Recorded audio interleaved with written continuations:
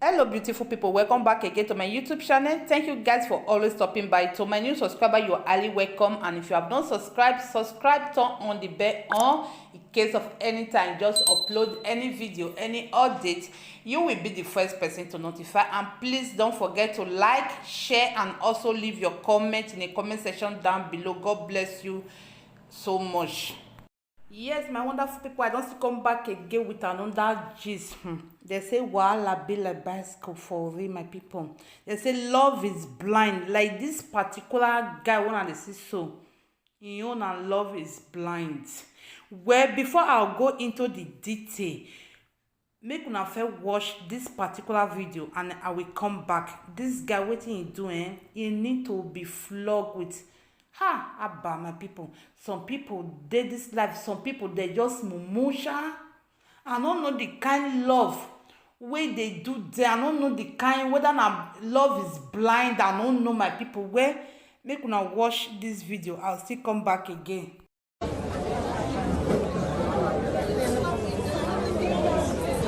Say yes now. Say yes now. Say yes. That's accept you.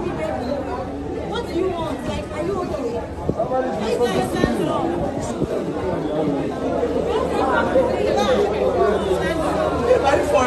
up. Are you okay? Say yes. Guy, Say yes now, babe. Why you like this? Guy, I mean this. Stand up. Stand up. Don't do like that. No, Alpha, chill. Chill. Come on, let's do it. Calm down now, because of who that get be. No, this girl. I exchange my mom for money for this girl, but now God.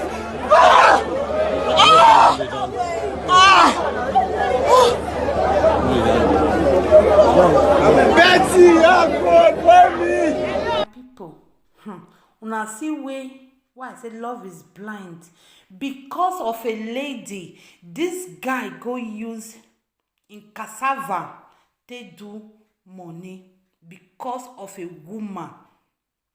And when the people they tell the girl say yes now, then the girl can't reply to people where they say whether the guy will fit give her a baby. That means that the lady in question, she don't already know say the guy when they date, the guy don't use in cassava they do money. And this guy even confirm and say because of this lady, in go use in manhood in cassava they do money, my people.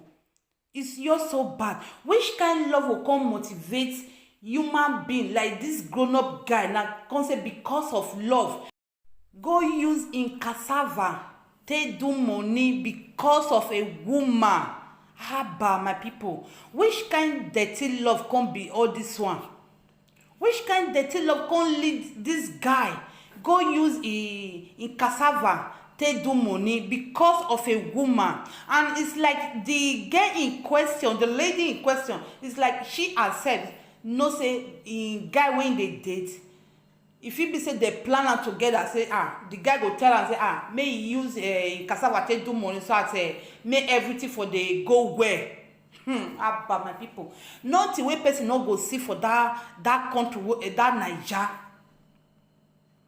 Abba, my people. Thank God say the guy he no go use another person cassava take do money, or in parents or in siblings or under other person children take do money. He use him own cassava take do money. Now he dey blame himself say why me? Which lady want marry this kind man wey know say in cassava e no dey work? The cassava wey God give am may take produce for life, e don use because of money, because of people that are so desperate for money, e don use in that cassava take do money. You can't expect say make the lady come marry him. Abba, my people. That lady no fit marry. Even say they even plan am together because the guy, maybe they plan am together. The guy na mumu. We go even plan that kind thing with in girlfriend. Say he want use in cassava take do money. And the guy even talk and say because of this lady, he go use in cassava take do money. my people, which this one whether na brainwash or na love is blind, why go call this one, me I no just know at all. Many of our youth nowadays, they just dey desperate because of money. They wan make am, I no know where they rush, they go, which kind of money wey they wan make, wey many of them they'll go, they sold their soul to devil. Just imagine now, this kind guy now, wetin him do. And then people wey they tell the girl, make the girl say yes, make the girl say yes. Now the girl has and say, whether the guy will fit give am baby. My people, for real, it's just so bad. Love no reach that extent wey person will go use in cassava, go do money because of say he love the girl, or because of he love one person unto say wetin, unto love abi wetin, unto whether na memority I go even call this particular one. My people, I no even know. The guy in question is just so na dull person. Wey go say because of this lady, he go use the man who take do money. Abba, my people, this one is just so pathetic, for real. Now they blame her. Hey, nothing wey person no go see. They say wahala be like bicycle, my people. After you don't use in cassava take do, if they blame, say why me. Before he use in cassava take do money, you know that is himself no say now so you will take end down at last. Wetin the guy even dey expect? Say after he don't use in cassava take do money, the girl come say yes to him proposal. That kind, even say they even plan am together. That kind girl, that kind lady, my people, because she don't already know say she no dey marry the guy, because person wey wan marry him boyfriend tomorrow, he no go even advise him guy say okay, go use your man who take do money, except maybe the lady in question na just to shop and clean mats and live there. If it be say they plan am together, or they no even plan am together, now the guy just go use the in cassava take do money. Abba, my people. Some people, some of our youth nowadays, I don't know why many of them, they are so desperate. Many of them, they can sow their soul to the devil. I don't just know why. Waiting they pursue them for life, waiting they want to achieve for life, or in the name, I want to have this one, I want to get this one.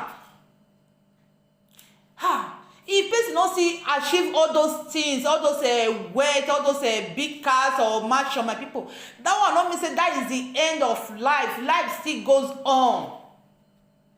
It's better person they stay one room than go use the man who take do money. It's better. I don't know where they run, they go. Many of our youth, I don't just know, my people, because years back, early 90s, it not be like this. This whether na modern life now they cause, I don't just know, my people. There are a lot of things hard there where person will fit do with little. They say little drop of water make an ocean.